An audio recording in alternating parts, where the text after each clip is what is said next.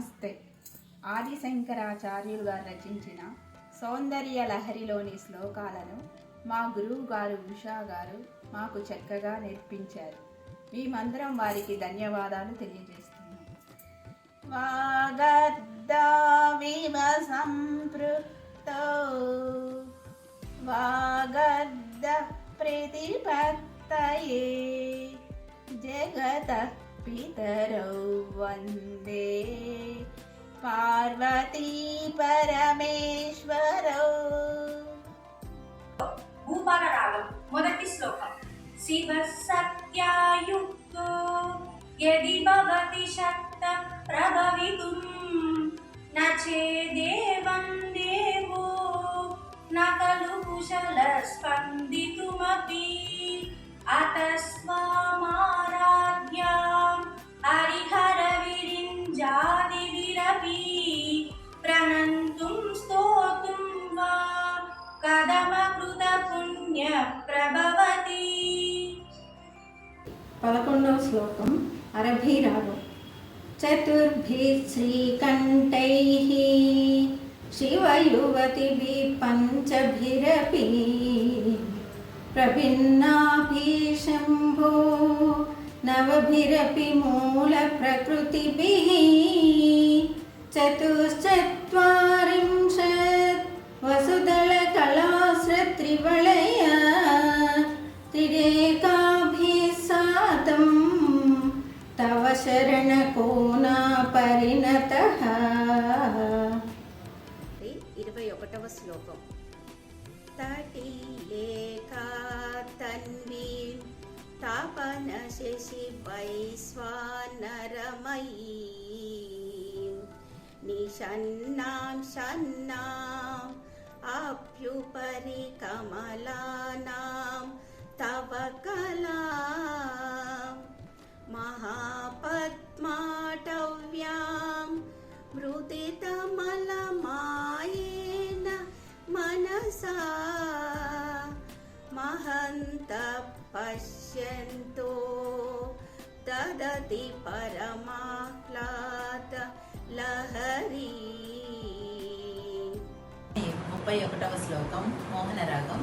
చతుషష్టాం తంత్రై సకలమది సందాయ భువనం స్థితస్తత్త సిద్ధి ప్రసవ పరతంత్రై పశుపతిః పునస్తన్నిర్బంధాత్ అఖిల పురుషార్థైకఘటనా స్వతంత్రం తే తంత్రం క్షితితలమవాదీతరదితం.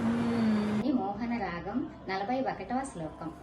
తవాదారే మూలే సగసమయయా లాస్యపరయా నవాత్మానం మన్యే నవరస మహాతాండవనటం ఉభాభ్యామేతాభ్యా ముదయ విధి ముద్దిశ్య దయయా సనాతనం జగ్నే జనక జననీ మజ్జగదిదం.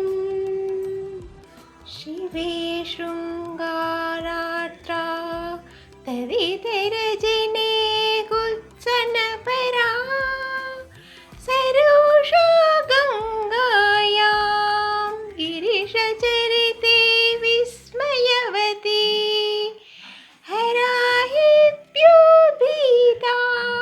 సరసిరుహ సౌభాగ్యజననీ సఖీషు స్మేరాతే మయి జననీ దృష్టి సకరుణా. వసంతరాగం. నకానాముద్యోతై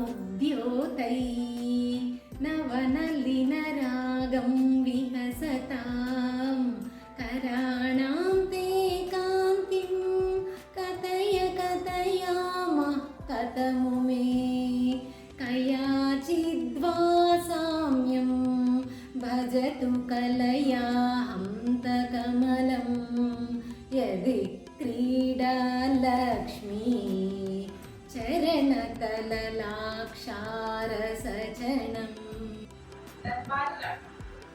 असौ नासामंशा तुहिनगिरि भवति मदीयो नेदीया फलतु फलमस्माकमुचितं महत्यन्तर्मुक्ता शिशिरकरनिष्कासकलितं समृद्धायत्तासां बहिरपि च मुक्ता हनितरा। नमस्ते सौंदर्यलहरी 81 శ్లోకం కాంబోధి రాగం.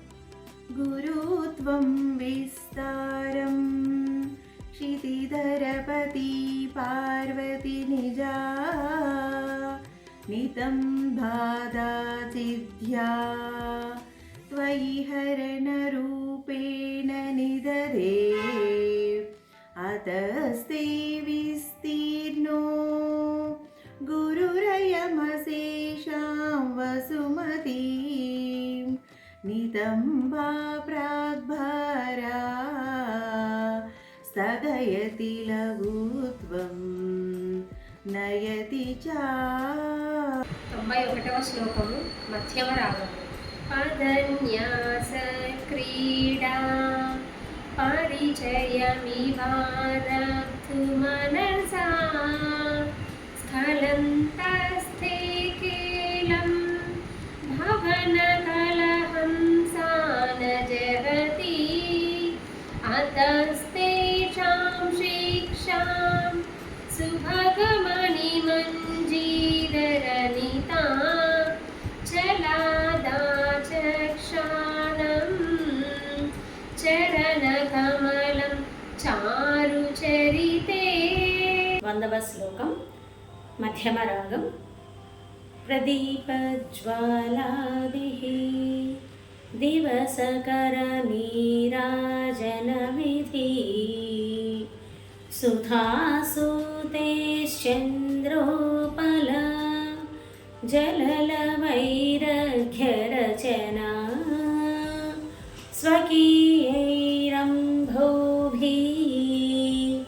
సలిలనిధి సౌహేత్యకరణం